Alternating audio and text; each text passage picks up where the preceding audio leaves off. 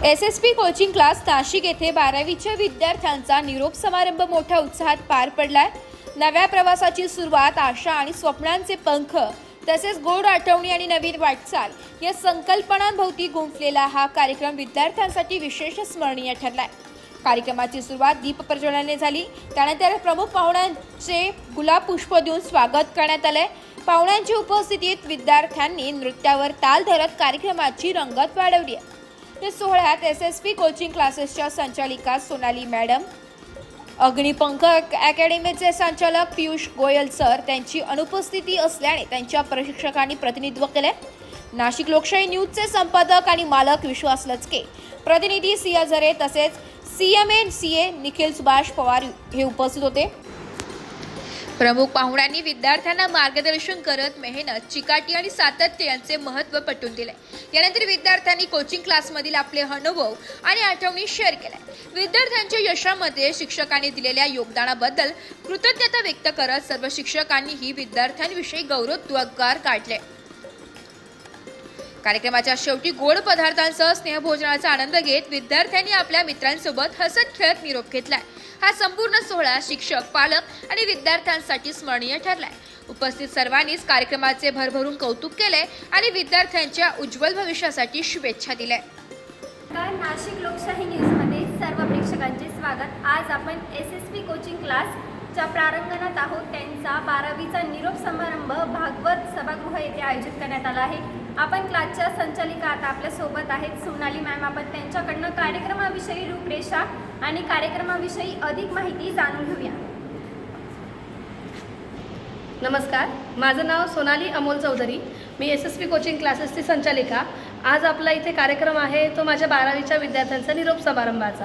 त्यांचा वर्षभर दंगा झाला, त्याच्यासोबत त्यांनी अभ्यासही केला आणि आता शेवट ते निरोप घेतात आणि त्यासाठीच खास मी आज त्यांचा निरोप समारंभ आणि प्लस करिअर गायडन्स सेशन असं ठेवले होते।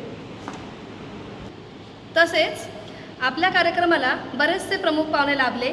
त्यांच्यातले आपले CMA असे आपले निखिल सुभाष पवार सर, त्याच्यानंतर अग्निपंख अकॅडमी जे तलाठी, पोलीस असे वरिष्ठ अधिकारी जे घडवता आहेत अशा अकॅडमीच्या टीचर ज्यांचं नाव दीपिका पाटील या आपल्याकडे लाभल्या होत्या। तसेच नाशिक लोकशाही न्यूज यांचे संचालक जे अगदी माझे भावासारखे आहेत आणि त्यांच्या सिया झरे मॅम याही आम्हाला लाभल्या। त्यांचे मार्गदर्शन आमच्या मुलांना मिळाले की 12वी नंतर पुढे काय यासाठी आम्हाला त्यांनी मार्गदर्शन दिले माझ्या मुलांना।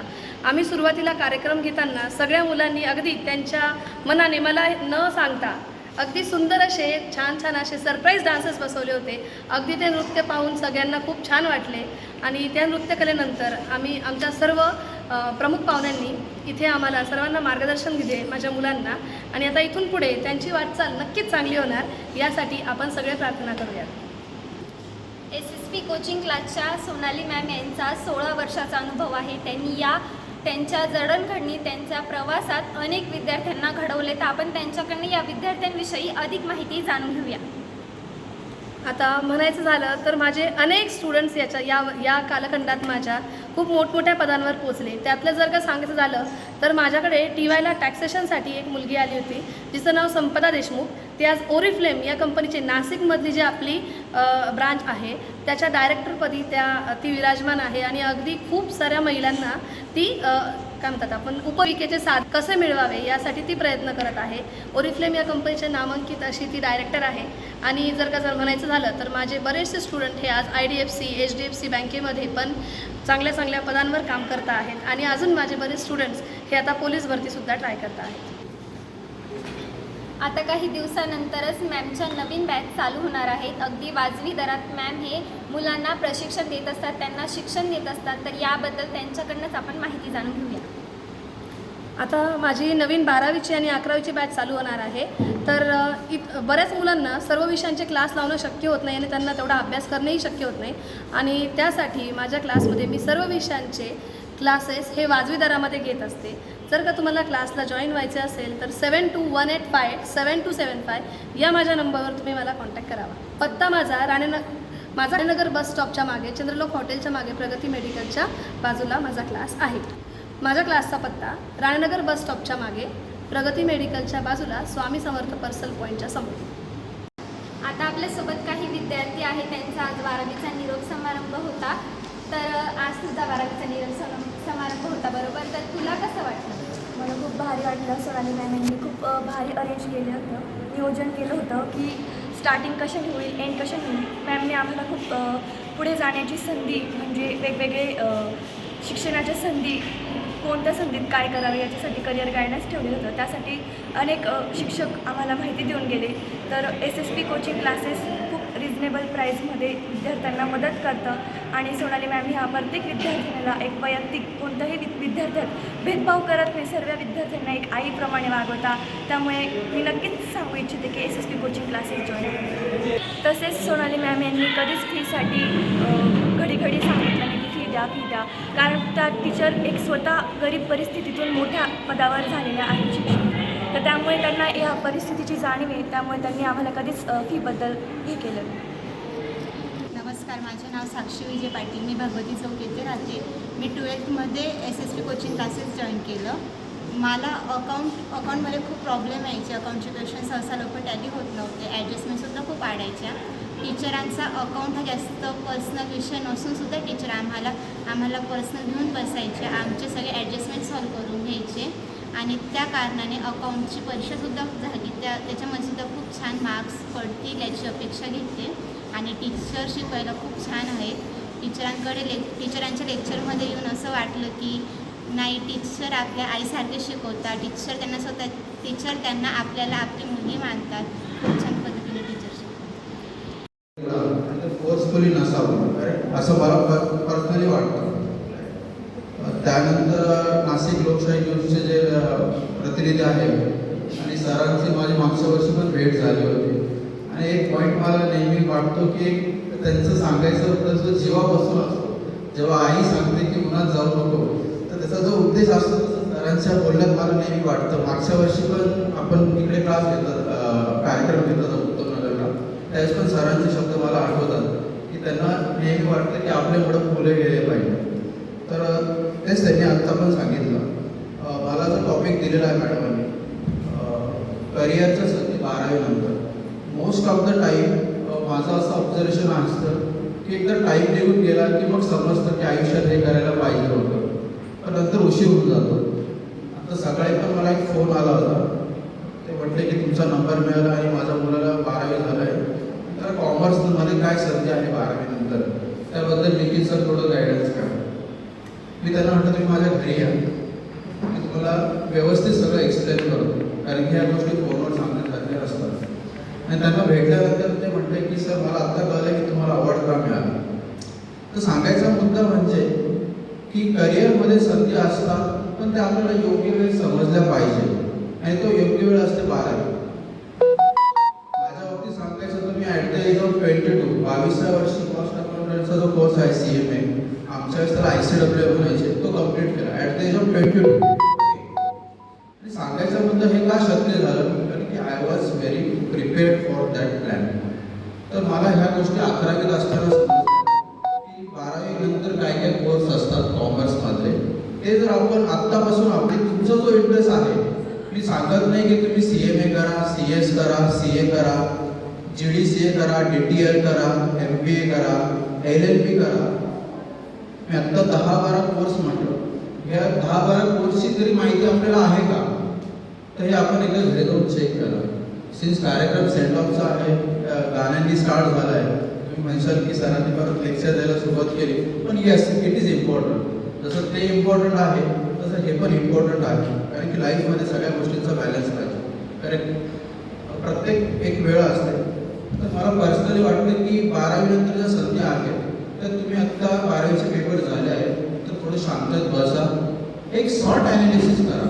स्ट्रेंथ विकनेस जे आपण म्हणतो, ऑपॉर्च्युनिटी थ्रेट, जे आपण फक्त पुस्तकात वाचतो, पण कधी आपण शॉर्ट ॲनालिसिस स्वतःचं केलं आहे का, ते तर करा की माझ्या स्ट्रेंथ काय आहे, माझ्या विकनेसेस काय आहे. तर ते केल्यावर तुम्हाला रिझल्ट मिळतील आणि तुम्हाला स्वतःला समजेल की मला काय करायचं आहे. त्यांना इथून पुढे काय यासाठी मी हा कार्यक्रम खास अरेंज करत असते. की फेअरवेल म्हणजे एकदा आम्ही सगळ्यांनी भाषण दिलं की बास दंगा करायचा आहे ना, पण याच्या आधी जे आम्ही सांगतो त्यातल्या महत्त्वाच्या गोष्टी तुम्हाला घ्यायच्या आणि यासाठी मी तुम्हाला सगळ्यांना इथे बोलवत असते. आता याचा सांगायचा हेतू 12वी नंतर पुढे जसं आपल्याला निखिल सर म्हटले की 12वी नंतरचे 5 वर्ष जर का तुम्ही तुमची बुद्धी घासली तर तुम्हाला चपला घालण्याची गरज पडणार नाही. म्हणजे प्रत्येक ऑफिसच्या फेऱ्या मारायच्या आणि सर मला जॉब मिळतोय का पाहायचं. यापेक्षा तुमची 12वी नंतर 5 वर्ष असे खर्च करा अभ्यासामध्ये की जेणेकरून तुम्हाला पुढे लोक स्वतःहून तुमच्या कामांना बोलवतील. माझं कारण सर जसं बोलले की AI आलेला आहे का, आर्टिफिशियल इंटेलिजन्स बरेचसे काम होतं तोच करून घेतो. मग तुम्ही काय करू शकता याचा तुम्हाला नक्की अंदाज लावायचा आहे आणि तसं तुम्हाला तुमचं करिअर घडवायचं आहे. मी तर सगळ्यांना म्हणत असते की तुम्ही कॉमर्स करताय म्हणजे BCom करताय, अरे पण तुमच्या प्लेन BComला पाहताय कोण? मॅम मी घरी बसतो वर्षभर अभ्यास करतो आणि BComचे पेपर देऊन येतो. अरे पण जर का लाईनमध्ये 4 लोक एक्सपिरियन्स घेऊन बसलेले, काही लोकांकडे आर्टिफिशियल इंटेलिजन्सची माहिती आहे, काही लोकांनी कोडिंग केलेलं आहे, खूप सारं त्यांच्याकडे नॉलेज आहे. जर का त्यांच्या डिग्री लेवल हाय आहे तर मग तुम्हाला कोण विचारेल? BComचे पोरं नुसते प्लेन BComच्या पोरांना कुठेही व्हॅल्यू नाही. आणि यासाठी आपल्याला पुढे काहीतरी फक्त ग्रॅज्युएशन न करता कुछ तो और चाहिए.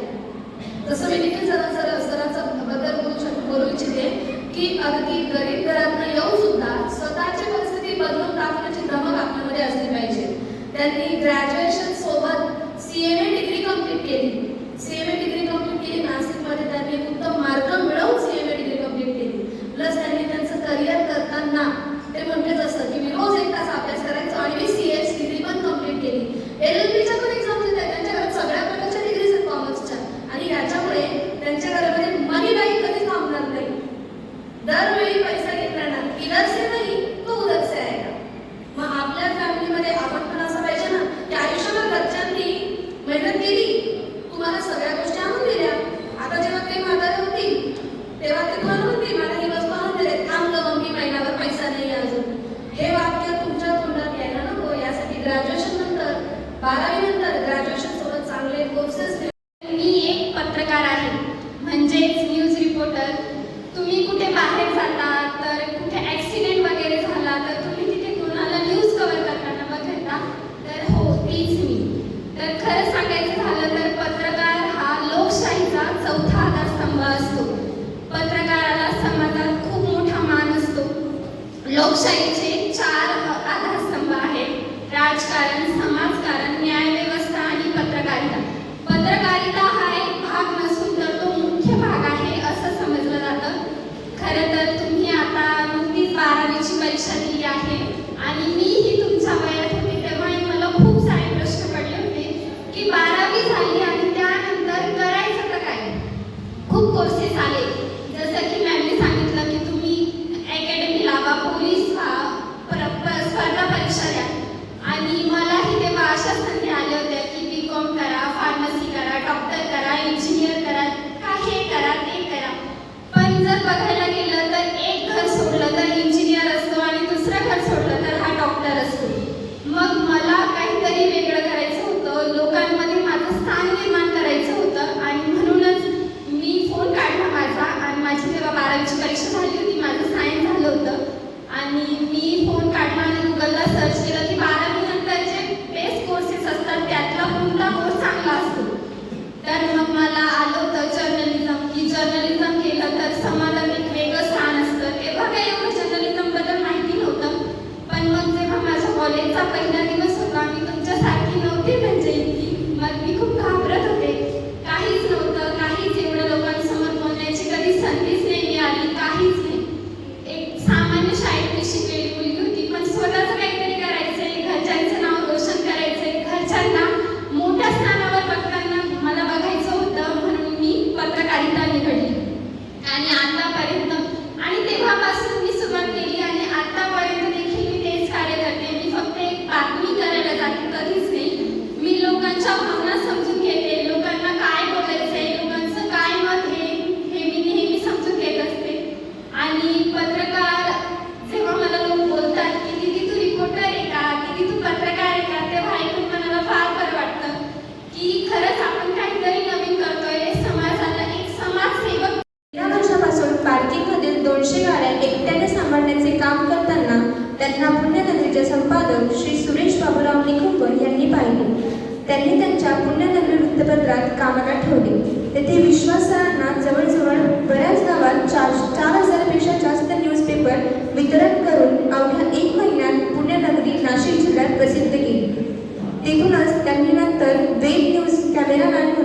काम केले आणि अवघ्या 1.5 महिन्यातच प्रसिद्धही केली, तेही महाराष्ट्रात. त्यांना 12 वर्ष कारकीर्द केली. नंतर नाशिक स्टार न्यूज येथील काम करून त्यांनी एकाच वेळी 2 न्यूज चॅनल हँडल केले. स्टार न्यूजलाही त्यांनी 2 महिन्यात प्रसिद्ध केली. परंतु मग आपलं स्वतःचं काय असा प्रश्न पडल्यावर त्यांनी नाशिक लोकशाही न्यूज या चॅनलची सुरुवात केली, जे अगदी एक वर्षात नाशिकमध्येच नाही तर संपूर्ण महाराष्ट्रात गाजवले. याचे कारण त्यांनी कामाप्रती प्रामाणिकता. कारकीर्द चालू असताना त्यांनी अवघ्या महाराष्ट्रात आज ओळख केली, तर नाशिकमध्ये अजून त्यांना पुण्यनगरीचे विश्वास सर म्हणून ओळखले जाते. अशा विश्वास सरांना मी त्यांचे मनोगत व्यक्त करण्यासाठी बोलवते. नाशिक लोकशाही न्यूजसाठी प्रतिनिधी CS झरे, नाशिक.